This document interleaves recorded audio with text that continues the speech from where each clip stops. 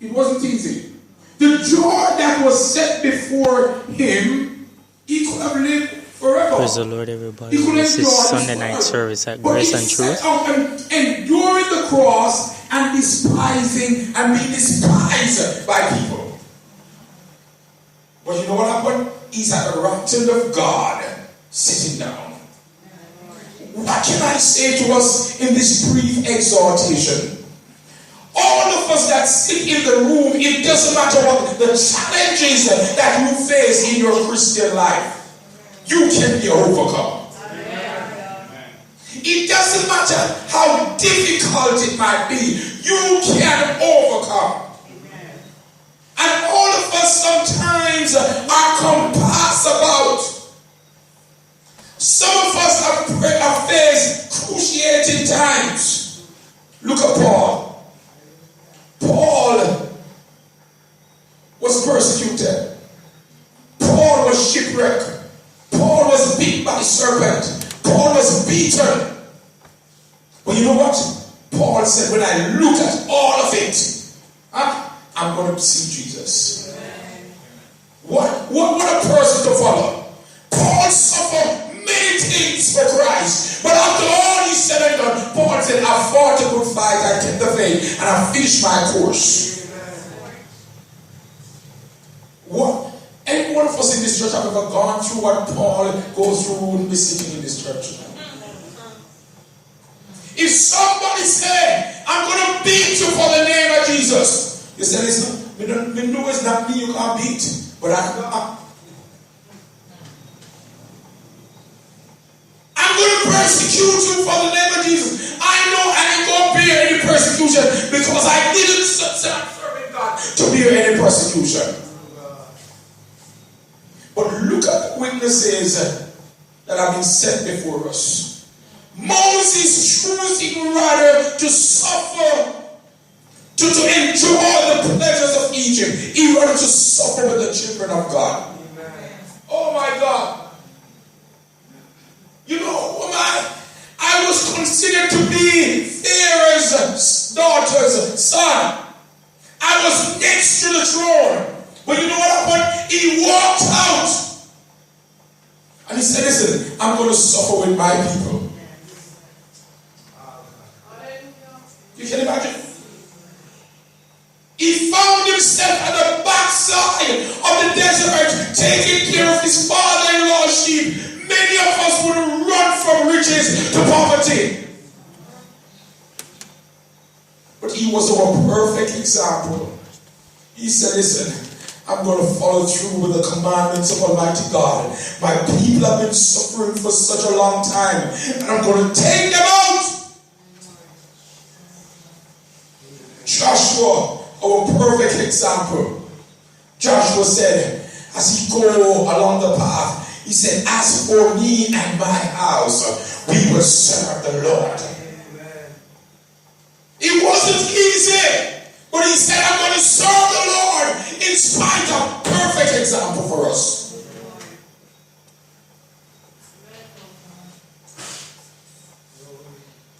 Look at Nehemiah. Nehemiah found out that his father's grave and Jerusalem was in ruin. And Nehemiah said, listen, even though I'm in the presence of the king, I'd rather to leave the presence of the king and go and work as a builder. Amen.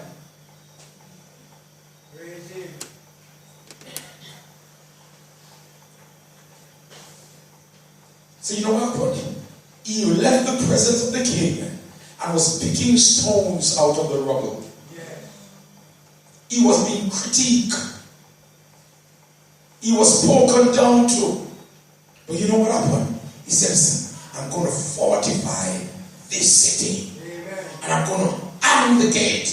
In spite of the Sanballats and the Tobias, I'm going to fortify the city. I'm going to arm the gate. And I'm going to secure Jerusalem. Amen. Can I say to you before I close tonight, whatever happened in my situation, I'm going to save me. Hello? We're back there again. Whatever happened in my life, I'm going to save me. Because I'm a person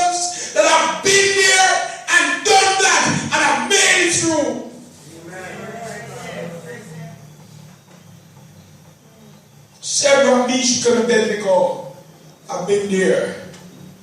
And they said, if God does not deliver me, he's still God. Daniel got there and he was looking in the lion's den and he opened his window and he said, I'm still going to pray to the God of heaven. And if the lion's going to eat me, I'm still going to serve him. Perfect example. Anybody, if you see a lion dead before you right now, we denounce the mighty God of heaven. And we say, I don't want to die. But Daniel said, lion or no lion, I'm still going to serve him. What an example. What an example. And you can imagine when they were taking him to the lion's den, he was just walking. And everybody said, well, this is the end of Daniel. But the Bible says when he went inside, the Lord shut the mouth of the lion. Hallelujah. Anybody believe in that? You have everybody plaguing you for a long time. The Lord of the way of shutting your mouth. So you might be standing in the dens of lions and they can't hurt you. They have the intention, but they can't work on it.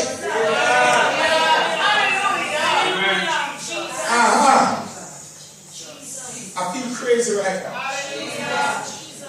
So if you don't like me, I still can stand in front of you, Brother John, and turn my back. And even though your intention is to do me harm, you can't move.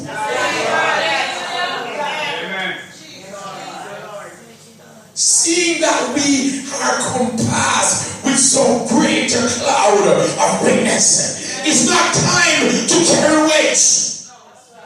It's not time to carry the things that easily beset us. It's not time to carry the sins that do easily. It's time to run.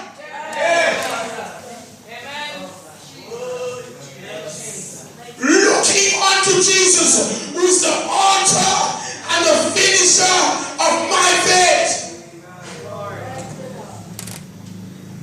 Jesus himself, our perfect example.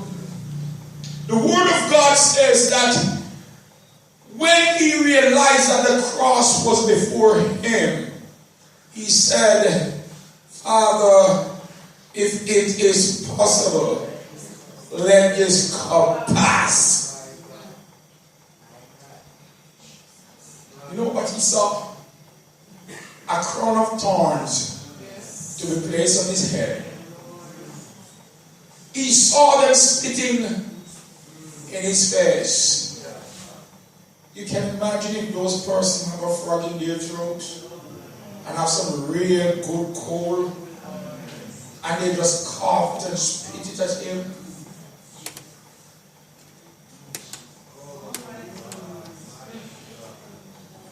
He saw it down the road when they plot that 40 stripes and they said give him 40 of it. 40 times 40.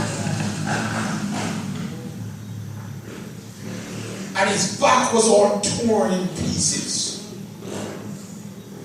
He saw that cross. He saw the nails that were going to burn in his hand and feet. He saw the gall and he saw the vinegar. And he heard the mockers. But he said, nevertheless, not my will, but thine will be done. What an example to follow. What if I walk off this rostrum tonight and spit in one of your face? By tomorrow morning, a summons will be at my door. You would tell the community not to come back to church here. And you would do so many things that maybe we wouldn't even have a church here anymore. But you would not look at it as a testing of your faith. But here is a perfect example. He did it, and when it was all, the final analysis is the problem. He was on the cross, they finally got him. And he was thirsty and about to die. And somebody said, need some water. and somebody get a piece of sponge and dip it in gall and vinegar and climb the ladder to the cross and said, here is water. Drink it. He could not manage it. But you know what he did? He said, Father, forgive them, because they know not what they've done. I wish I could be a good Christian.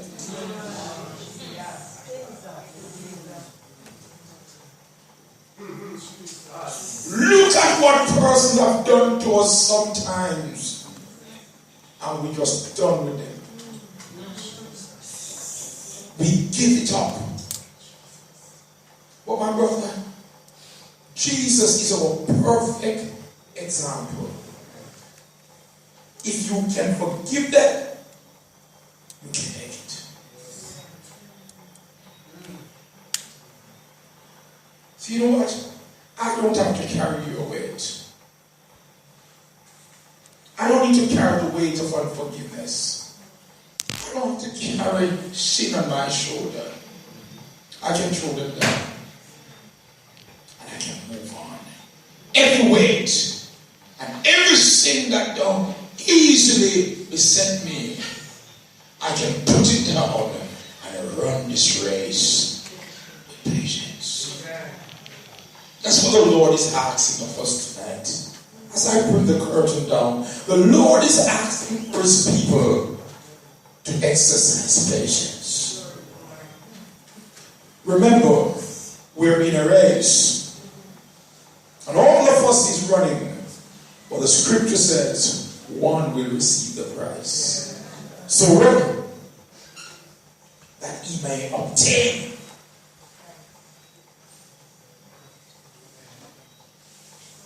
Well, let me encourage you, lay aside every weight. If you don't have to carry it, you don't need to carry it. Anybody ever seen somebody with unsound mind? The amount of weight that they carry.